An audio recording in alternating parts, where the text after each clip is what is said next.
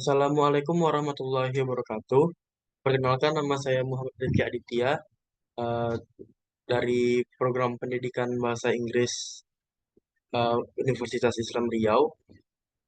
Di kesempatan kali ini saya akan menjelaskan sedikit tentang komponen kurikulum. Komponen kurikulum itu sendiri ada 4. Yang pertama adalah tujuan, yang kedua adalah konten, yang ketiga proses, dan yang keempat adalah evaluasi. Di penjelasan kali ini menggunakan versi pendekatan audiolingual. Oke, yang pertama adalah komponen tujuan. Sejalan dengan teori yang dianutnya, tujuan pengajaran yang melekat pada model audiolingual terbagi ke dalam dua. Yang pertama adalah tujuan jangka pendek, yang mencakup latihan mendengarkan, yang difokuskan pada kemampuan mengenal, membedakan, dan melafalkan fenom-fenom bahasa sasaran, penguasaan kosakata dan struktur, serta penguasaan makna bahasa sasaran. Yang kedua adalah tujuan jangka panjang, yakni penguasaan bahasa sasaran setara penutur asli. Implikasi komponen tujuan. Pada prakteknya, tujuan ini mengimplikasikan bahwa pada tahap awal pengajaran bahasa Inggris dipusatkan pada penguasaan keterampilan berbahasa lisan, mendengarkan, dan berbicara. Kemahiran berbahasa lisan difokuskan pada ketepatan pelafalan dan penggunaan tata bahasa, serta kemampuan merespon secara tepat dan benar dalam situasi berbahasa lisan. Karena itu, pengajaran keterampilan mendengarkan, pelafalan, tata bahasa, dan kosakata diarahkan untuk pengembangan kemahiran berbahasa lisan.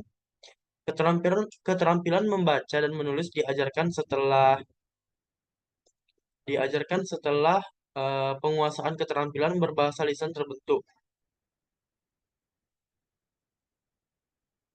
Yang kedua adalah konten.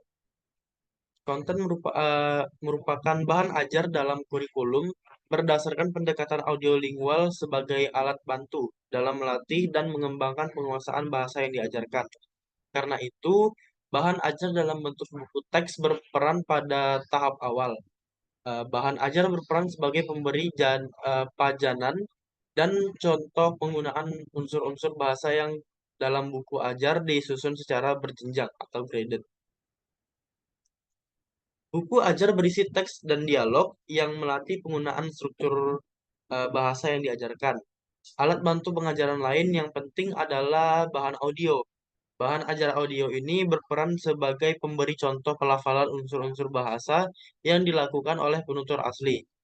Penggunaan bahan audio ini terutama penting bila guru yang mengajarkan bahasa sasaran kemahirannya tidak memadai.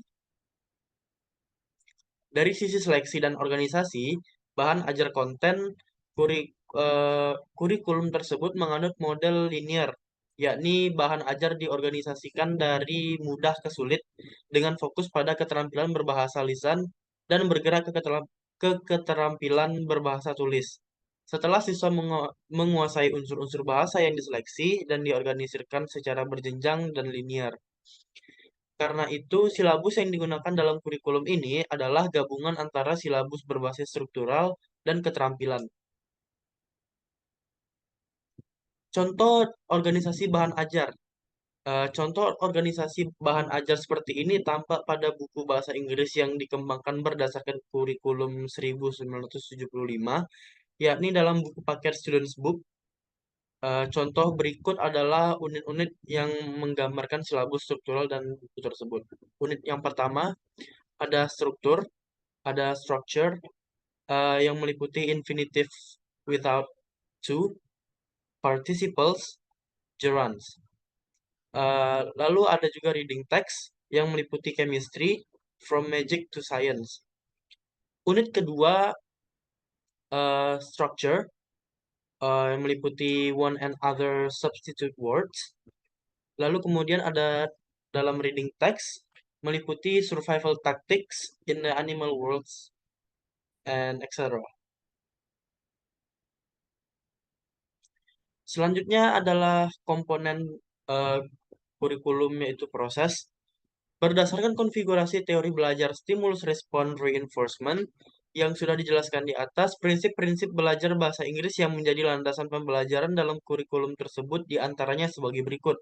Yang pertama, belajar bahasa Inggris pada dasarnya merupakan pembentukan kebiasaan. Kebiasaan berbahasa yang baik terbentuk melalui respon-respon yang tepat terhadap stimulus. Serangkaian contoh yang diberikan oleh guru. Ini dilakukan antara lain dengan cara menghafal dan melakukan serangkaian latihan pola kalimat dengan teknik tubian. Dengan latihan seperti ini, peluang untuk membuat kesalahan dalam kegiatan berbahasa dikurangi. Yang kedua, keterampilan berbahasa dipelajari lebih efektif bila butir-butir yang dipelajari oleh siswa dalam bahasa sasaran disajikan dengan mendahulukan bahasa lisan sebelum bahasa tulis. Yang ketiga, analogi menjadi landasan yang lebih penting dalam belajar bahasa Inggris daripada analisis. Eh, Analogi mencakup proses generalisasi dan pembedaan terhadap unsur-unsur bahasa yang dipelajari.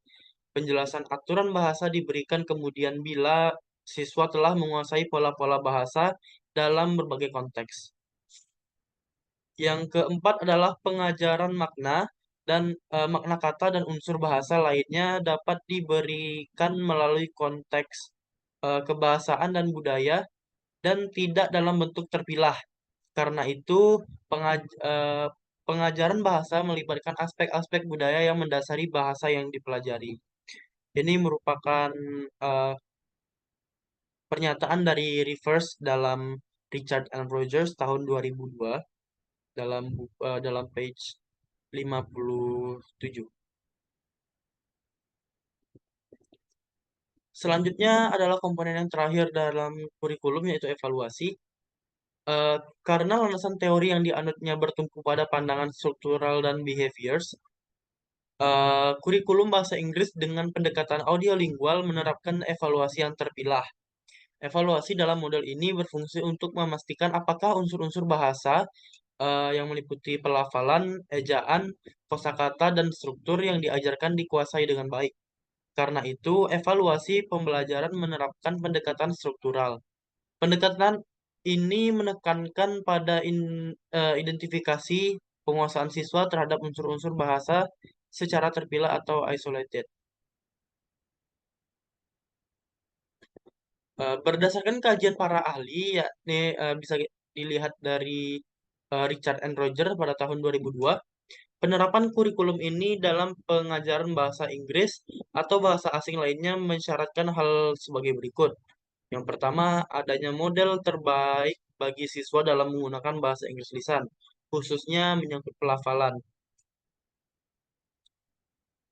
Yang kedua adalah untuk melengkapi pemberian contoh pelafalan bahasa asing dengan ketepatan tinggi, diperlukan sarana laboratorium bahasa guna melatih pelafalan secara ekstensif dengan contoh-contoh dari penutur asli melalui kaset radio.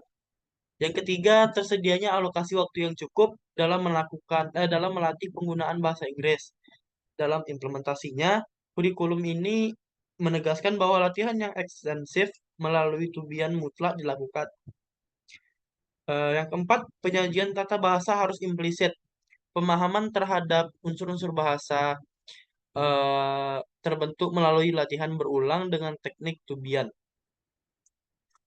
Sekian penjelasan saya tentang komponen-komponen kurikulum. Lebih dan kurang mohon maaf. Assalamualaikum warahmatullahi wabarakatuh.